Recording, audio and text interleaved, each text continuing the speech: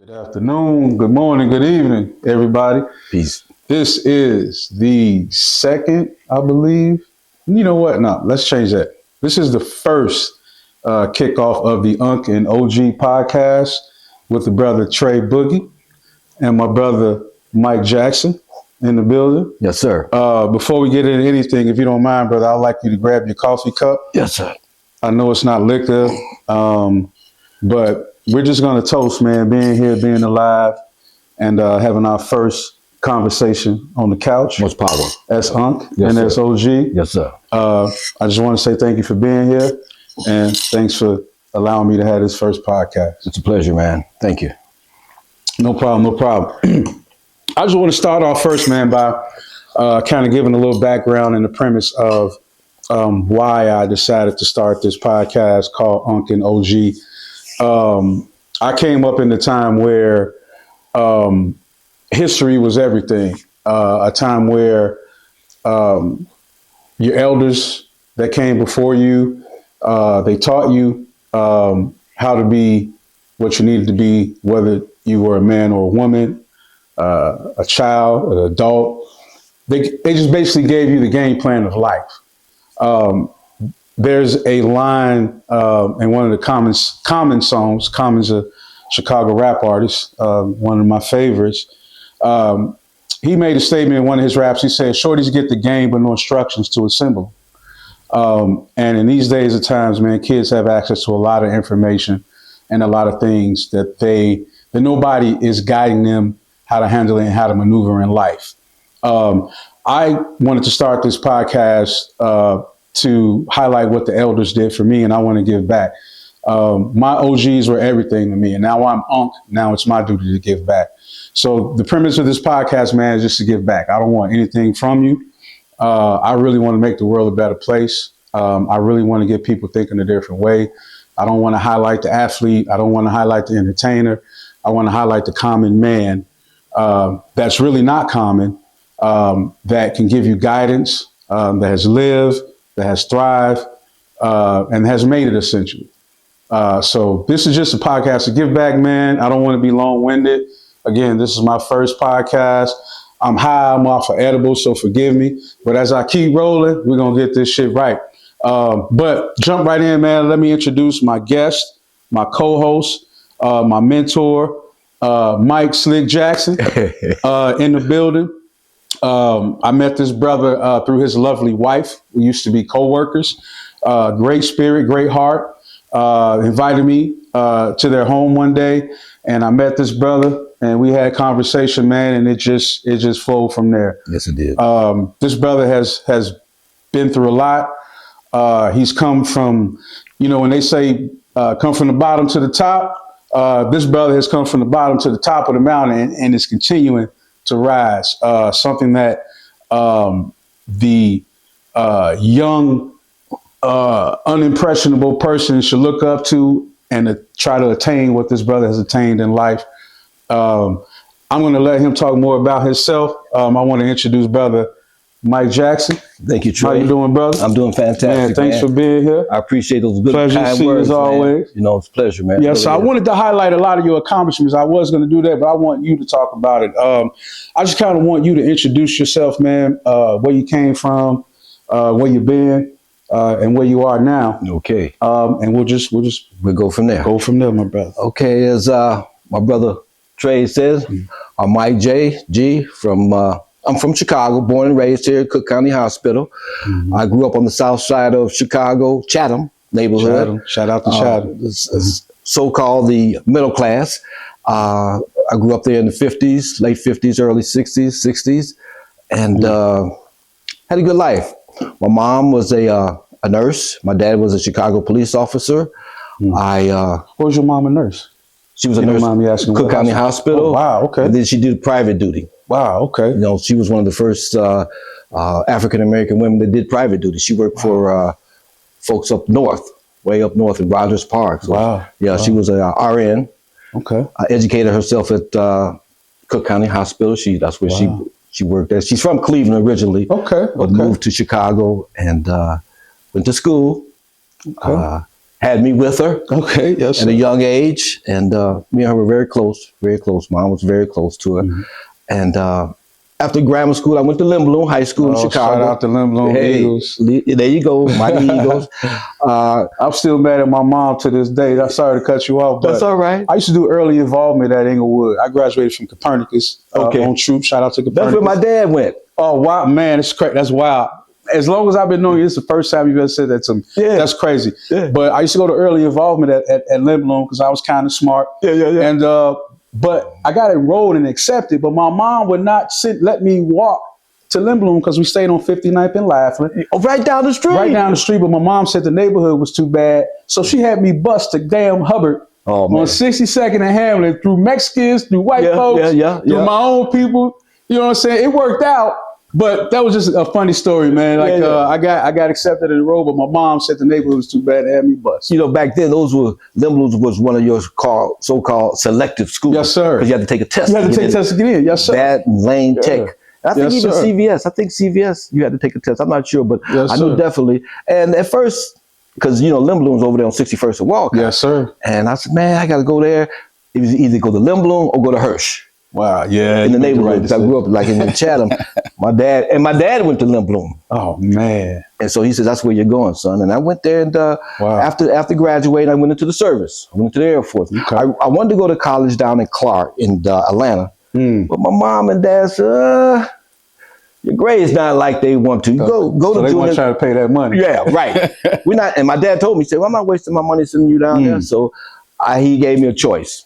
Okay. Thank God for my mom and dad. They gave me a choice. Yes, They said, sir. either you get your job, save your money for about 6 months and get on out there and get a job. Yes, or you sir. go into service. 17, I didn't know. Service, I went. One of the best moves I made. What made you choose the Air Force? My dad. Okay. My dad. So you didn't have a choice. Yes. My dad is a big influence in my life. You know, my dad is 99 years old. Whoa. And hopefully we'll get a chance to talk to him soon. Actually, can we talk a little bit about Pops, man? Yes, we can. I remember you saying. Now, let me earlier. say this. Okay. My dad doesn't like to be called Pops. Okay. But you know, sorry, but it's okay. Sorry, OG. No, but you know why? He says the only one that can call me Pops is someone that's older than me. Oh, wow. There it is. That's how it goes down. There it is. Lineage, you There it know, is. OG Unk. There it Pops. is. Mr. Jackson. Yeah. Yes, so, sir. but Talk a little more about Mr. Jackson. I heard you say he was a Chicago police officer in the 50s. He was all over the city. In what year? Well, he became a police officer in 1957. Wow. Now, he originally came from Mississippi. Morehead, Mississippi, 1926. So you know what's happening down in 1926 Yes, in Mississippi. And to come up here and be a Chicago policeman In 1957.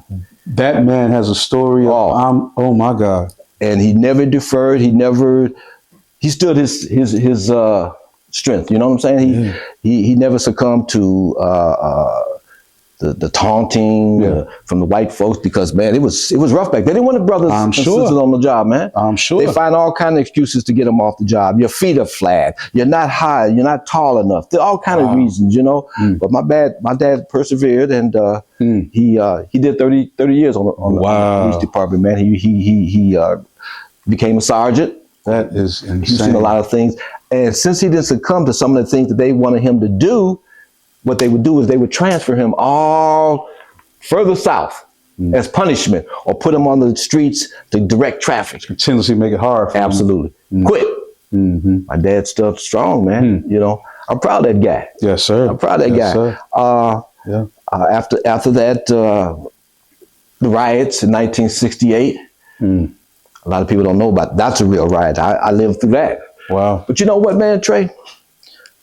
The West Side is still, you can still see remnants of the riot. They got those big empty lots. Those were buildings that burnt up. That never rebuilt. Never rebuilt. Wow. So I understand Mayor Johnson's reply about saying the investment.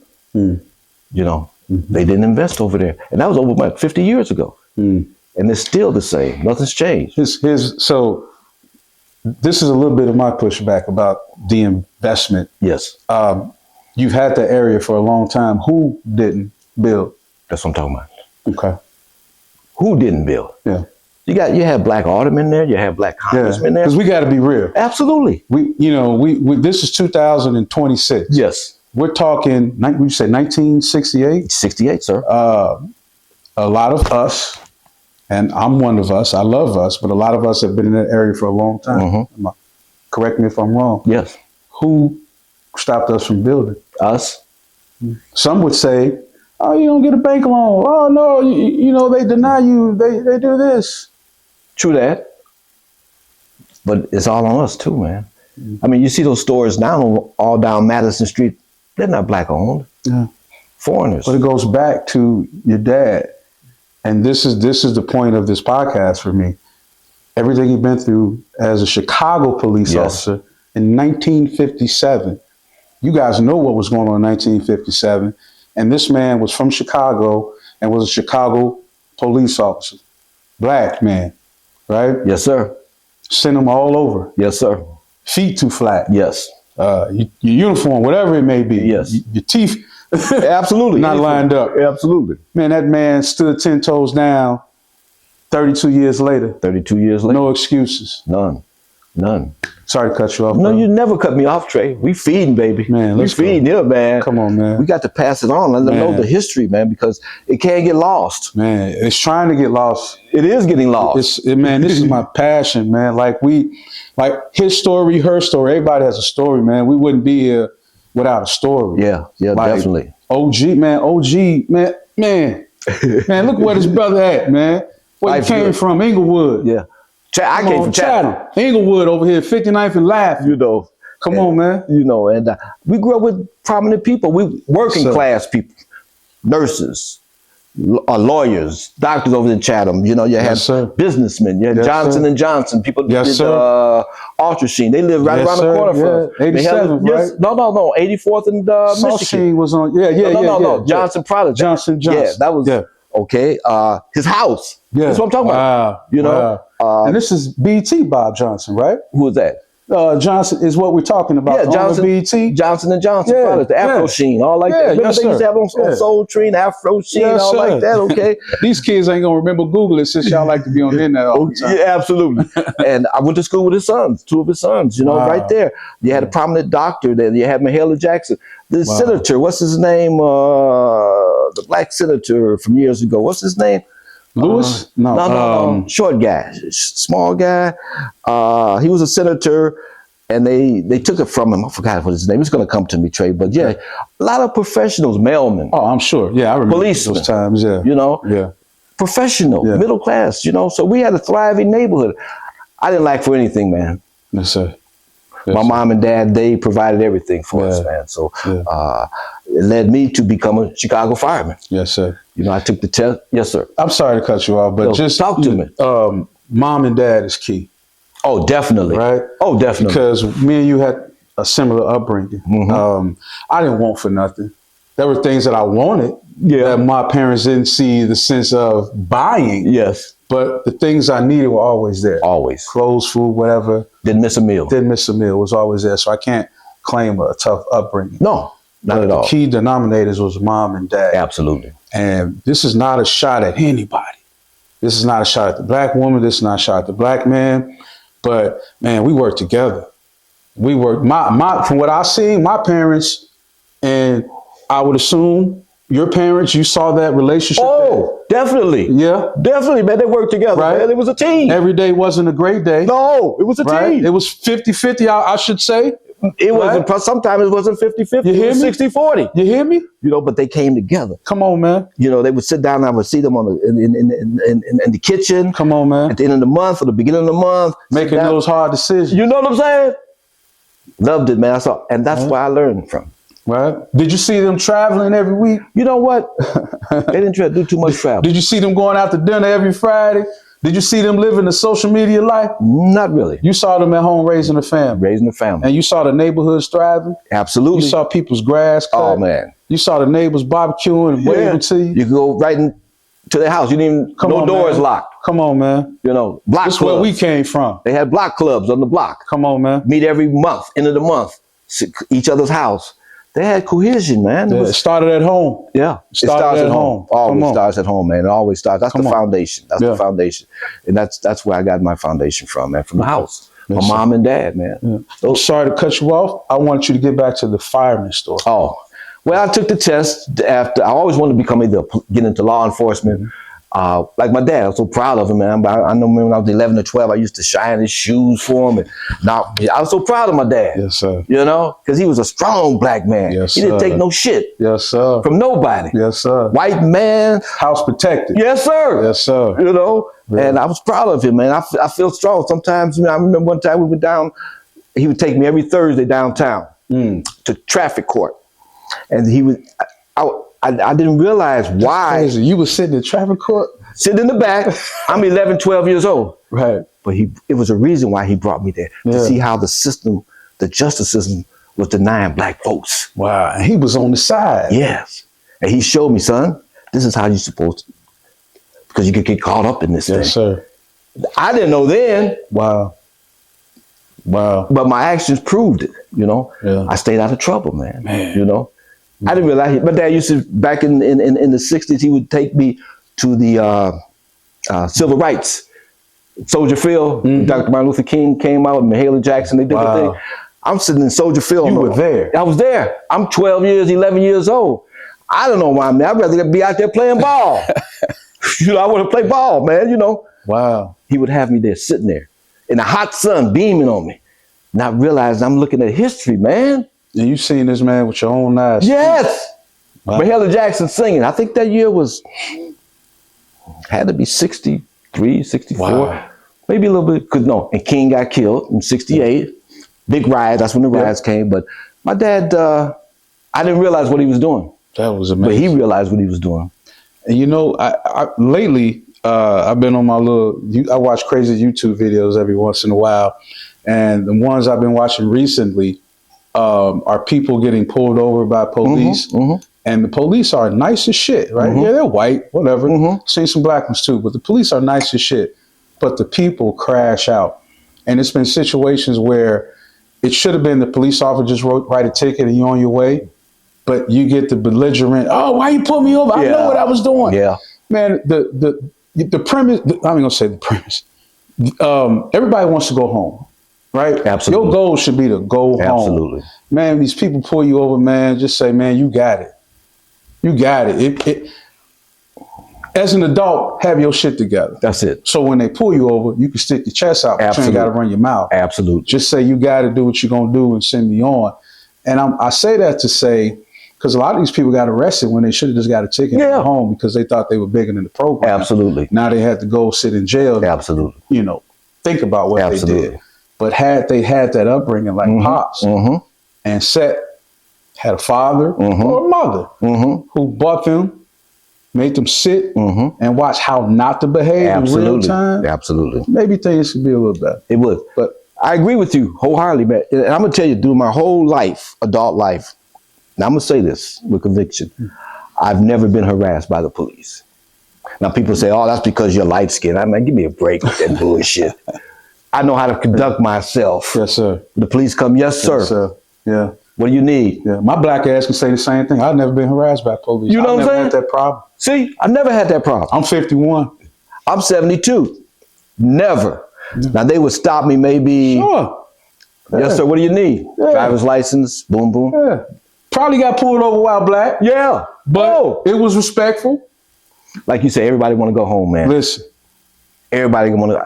Being a fireman, I wanted to go home the next morning, man. You know, when I took the test in 1974, it took them 4 years for me to hire me. Wow. Because it was in court and they didn't want to hire blacks on the Chicago Fire Department. Check it out. I'm sorry to cut you off again, but this ties into how we had a conversation about this before, and I got to bring it up. Okay. Based off what you said, they weren't bringing blacks in.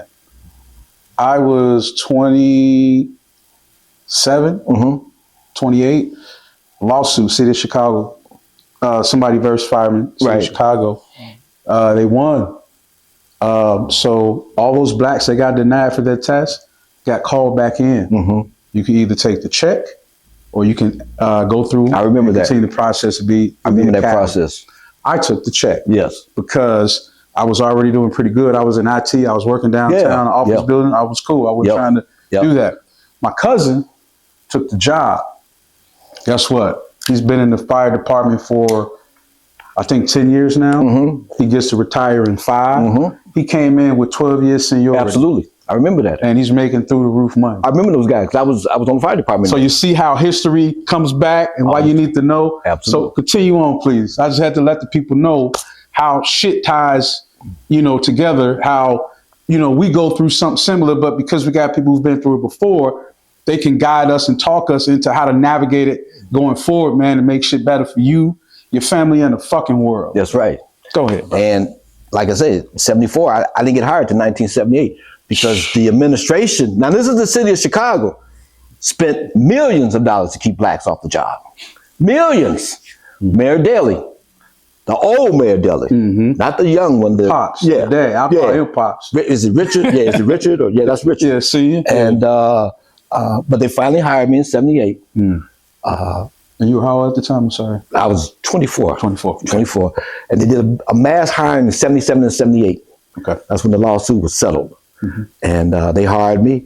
And I was fortunate enough. I took the job, of course. I was living in California then, and my mom and dad, they called me again.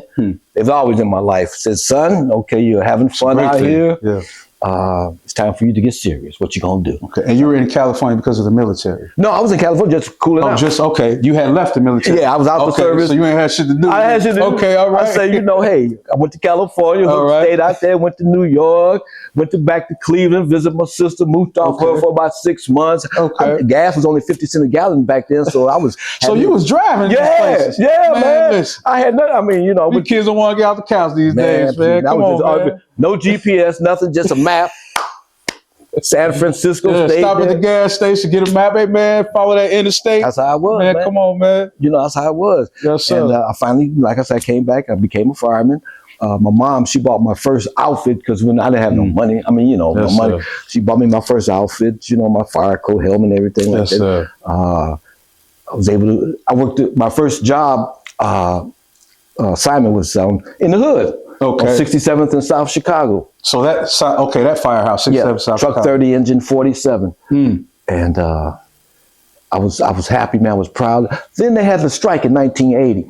I don't know, a lot of people don't realize that they had a fireman strike in 1980. 1980, okay. Was it 1980? Yeah, because my mom.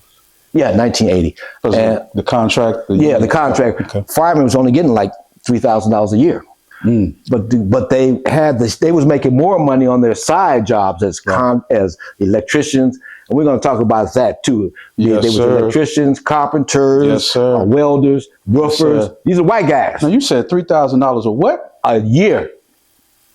That's what they were getting, $3,000 in 1978. As a fireman. As a fireman.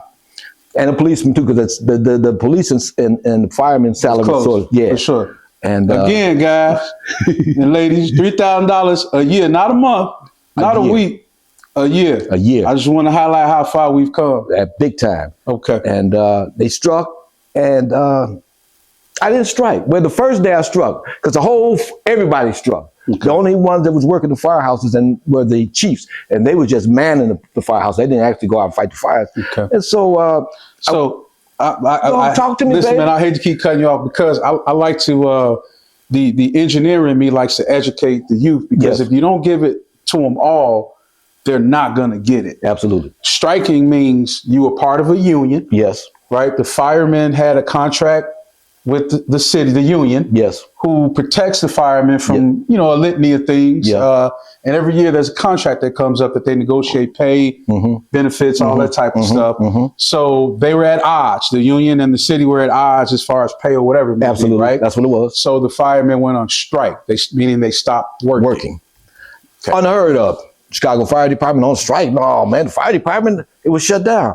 So since I went with everybody else, hey, you thinking it's not going to last no time, one day, and they're going to negotiate and get it together. And the first night I went back, I had my own place, my own apartment. I went to go see my mom and dad. My dad says to me, hey, what are you doing? I said, Dad, I'm on strike too. He said, I'm on strike with my family. Because they sort of brainwash. We family, fire department. We eat together. We in the same room. We together for 24 hours. Right. My dad said, "What?" I said, "That's my family." You say, "Boy, this is your family. Your mama, your daddy, your brother, your sister. Listen. You better get your ass back to work." These are the same people that tried to keep you off the job for 4 years, and you striking. Went back to work.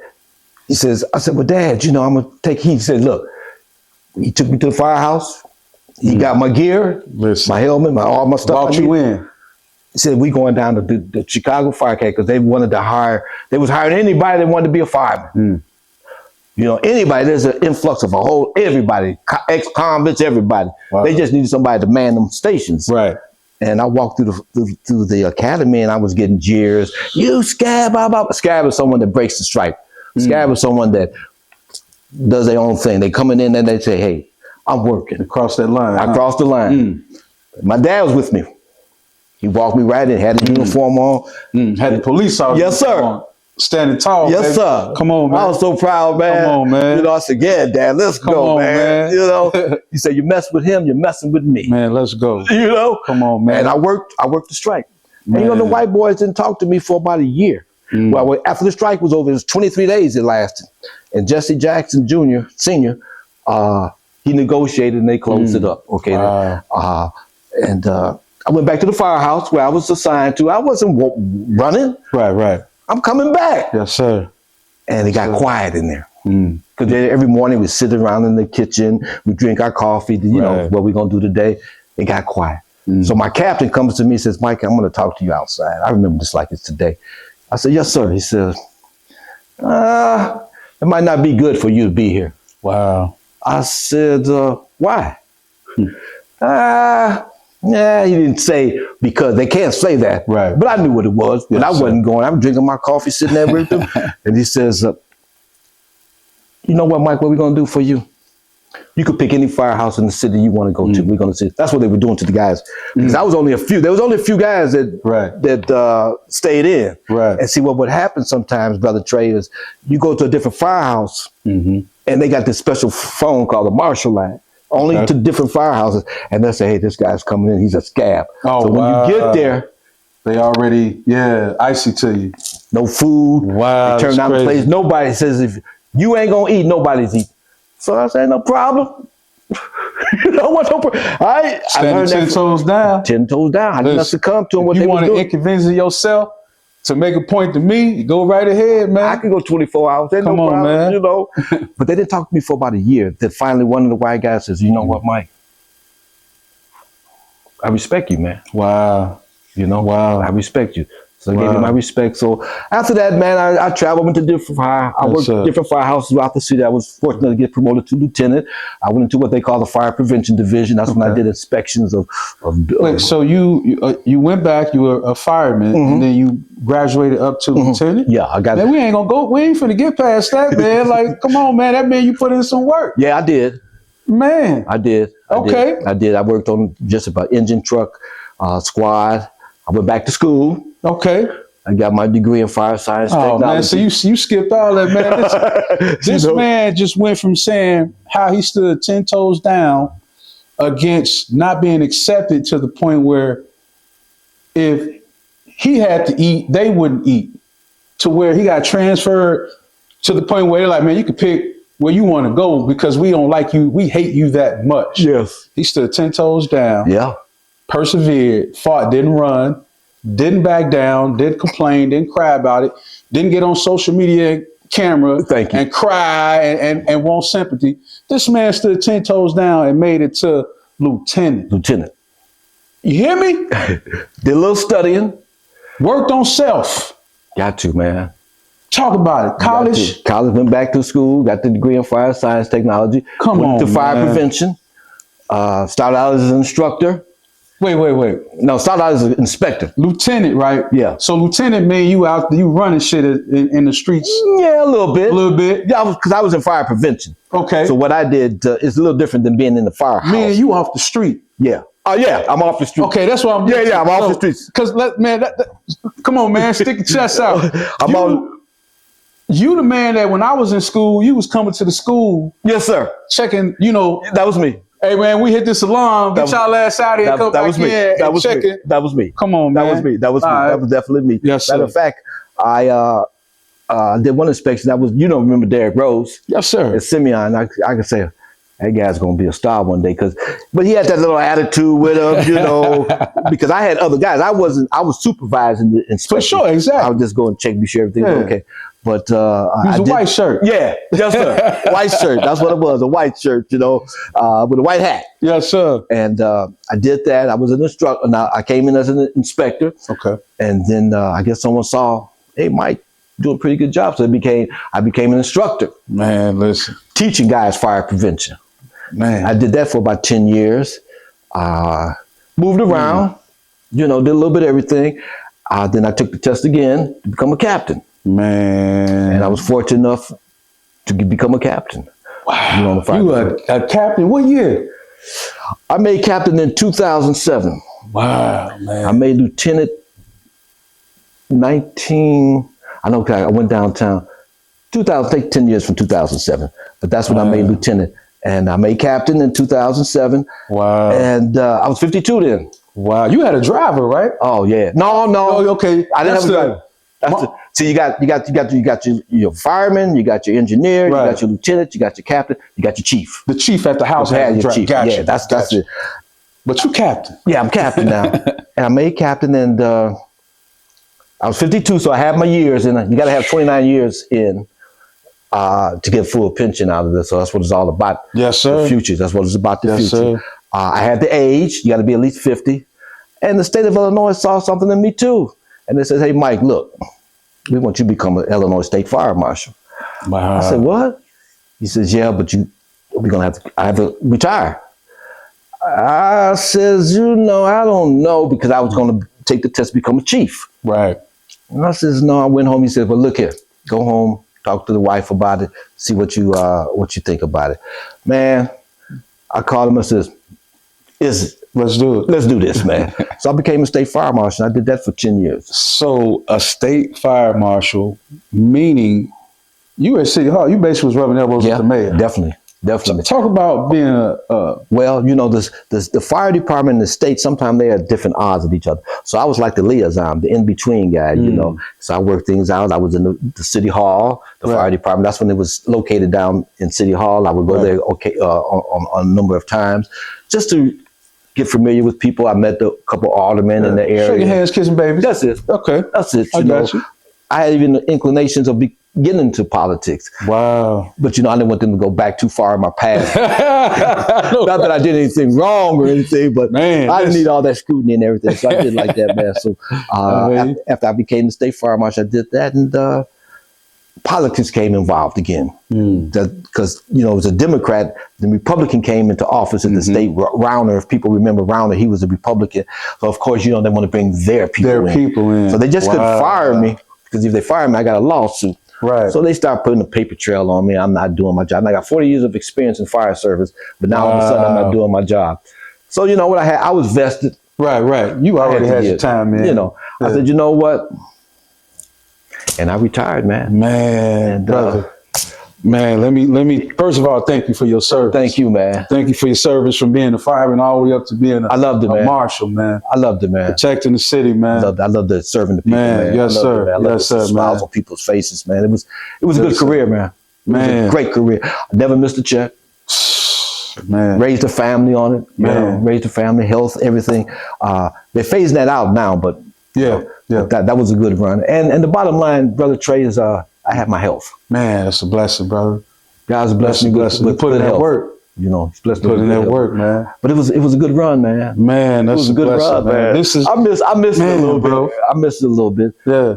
But man, I made it, man. Man, you made it. We here. Thriving, brother. I made it, man. I'm telling you, man. Still got your dignity. Man, I love it. Classy. You know what I'm saying? About it, you know, thriving. I don't want for anything. Man, I'm telling you, man. Blessed me with good health, a beautiful family. Yes, sir. All my toys. Yes, sir. I like toys. Yes, sir. Yes, so I got We travel a lot. For sure. You know, we travel. As a matter of fact, we just left Baltimore a couple months ago. Yeah, man. we was at the Bears game, and the Ravens, man. Yeah. Ravens. He got to talk his shit, know, man. But now they in the playoffs and where we at home. But it is what it is. It is what it is. It's full circle. But, life's good, man. Man, that's a blessing, man. You know, meet a brother like you, man. And man, we I appreciate it. It's a blessing. Yes, sir, we man. Take this, man. This is what this is why you talk to your OGs, man. They got a story. Everybody's not gonna make it to be an entertainer, athlete. You know, you have to thrive for something, man. Something, and this is attainable, right? This is a common man, but ain't nothing common about this brother. You know, he might not have be able to go to the Hamptons for a month, but I bet you he could plan it for a week. Anytime. Just like an athlete. Anytime. And this man came from humble beginnings, man, and built himself up to this. Not by making rap lyrics, not by running fast on the football field or catching a baseball, but hard work and perseverance, man. People tried to knock him down the whole way through, and that man stood 10 toes down all the way up to City Hall. Now, sorry, man. It hasn't been a good road. Now I've had my everybody got bumps. You know, I had a little road here and there. Yes, sir. But you know what? I always came back to my roots. Man, 10 toes down. You got a good foundation, man. You just go back to that foundation. You say, man, this ain't right. I'm telling you. I'm doing something wrong here. Yes, sir. And I had to change it, and I'm changing it. Yes, sir. The atmosphere is a little different now. As so far as jobs, pensions are fading away. Yep. So it's more entrepreneurship now. Yep. It's more making it for yourself. And I think COVID taught us that. Yeah. You know, isolation. Yes. Made you think. Yes. Should have made you think. Yes. Yeah. You know, so you and I got some things, some ventures that we're getting into. Yes, sir. I'm getting into some. You're already into some ventures, but yes, sir. You know, it's hard work, man. You got to be persistent. Man, you got to be persistent, man. You know, you got to be the same. You got to keep going, man. Yes, sir, man. You know, and that's what I learned in life. I'm trying to teach our kids that now. Man, listen. But everybody's on social. They want to be this. They want to be that. They microwave. Yeah, you got to put in work, man. You got to put in work. Slow cooking, man. Slow cooking meat is the best meat, man. Sure is. When you fast cooking, man, it's dry, it's brittle. Man, when you slowly cook it, man, it's tender, man, and it stands the test of time, man. We gotta slow walk it, man. You can't come out being famous. No. You got to put some work. I know YouTube is, and a lot of social media stuff has instantly blew people up. Yeah, and I'm not knocking anybody that's getting it. If you're getting it, keep getting it. But I also see a lot of people that have blown up overnight, not be able to handle the success that have crashed out and are crashing out because they've never been in that position. Like brothers like us, you know, man, we got a little something. We done had a little something. So if you two find it, you know, nice enough to bless us with a little of that, I think we'll be all right. But that's because, man, I learned from my OG. I came from somewhere. I'm learning from you. Somebody. I'm learning from you. It goes back and forth, man. This man got years on me. You know, and that's not a knock. That's not negative. That means he got experience. That means something I've been through. He can probably tell me how to navigate it because 9 times out of 10. He been through it. Yes, I've been through it. There's nothing I don't know. There's nothing that I haven't faced, man. Man, listen. You know, and I'm still learning. Yes, I learn from the youth, and I learn from the older folks. My dad, like I said, my dad's 99, and he's still giving me pearls of wisdom, man. Man, pearls of wisdom. 99. He says, "What's going on now?" He said, "He's seen it before." Listen, he's almost 100. Yes, sir. With this immigration thing going on. Full circle, man. They say everything comes back. It's coming right back. You know, he just sits back and looks now. And tells me, and I'm listening intently. If he says it more than twice, yes, sir. Just say that. Yes, sir. I wish I could write some of this down, man. You know, and I do sometimes, man. But he's very, very, and he's, like I said, he's still giving it to me. He's been giving it to me all my life. Man, yeah. You know, it's a good dad, man. Yeah. It's a good dad. Man, that's a blessing. You know, that's a blessing, man. You know. That man, we come from good stock. My mom and my dad, man, they've been married. I think it's 57 years now. Yeah, they've been together for 57 years. Wow. 6 sisters, 4 brothers. 2 of my brothers have passed on, but I come from a big family.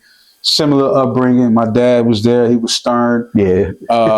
You know, not allow me to go left. Yeah. You know, I tried my hardest. Yeah, we do. But he always brought me back full circle. My mama was strong but sweet at the same time. Yeah, same here. And she raised her family. Yeah. She was a woman. She was a grandmother. Yeah. She was a wife. she gave more of herself than she asked for. And I'm not saying that was a good thing or a bad thing. That's just for who she was. Yeah. And because of that, I know I am who I am. You know what I mean? And I think I turned out pretty damn good. I think so too, brother. So myself. I think so too. You know, so shout out to the families, man, the mothers, the fathers, the parents, man. I had a conversation with my little cousin a couple of weeks ago, and we were just talking about the world and how things are going. And I'm not going to get into detail about some of the things we talked about, but one of the things I told her that I would love to see, I just want everybody to go back home. Mm-hmm. Meaning, if you had a child by someone, right, and you're young, work it out. Mm-hmm. It's nothing like having your father in your life. Yeah. It's nothing like having your mother in your life. That don't necessarily mean you got to be married. Mm-hmm. That don't necessarily mean you got to cohabitate. But man, just try to have that relationship, man. Just try to make it easy, right? Don't make it hard. Make it easy. The world needs cohesion right now. Definitely, man. The world needs understanding. The world needs logic. Right now, man, we all over the place. People are struggling. People don't know where to turn. People don't know who to talk to. They crashing out. And I just want to say, man, I don't want nothing from you, man. I'm here. I think we here. Yeah. Holla at us. Man, we've come from humble beginnings. Man, I came from Inglewood, brother. Yeah. 59th and Laughing on the 9. I seen the dope. I seen the drug. I seen the gang banging. But while it was going on and while I seen it, it was structured, bro. Mm-hmm.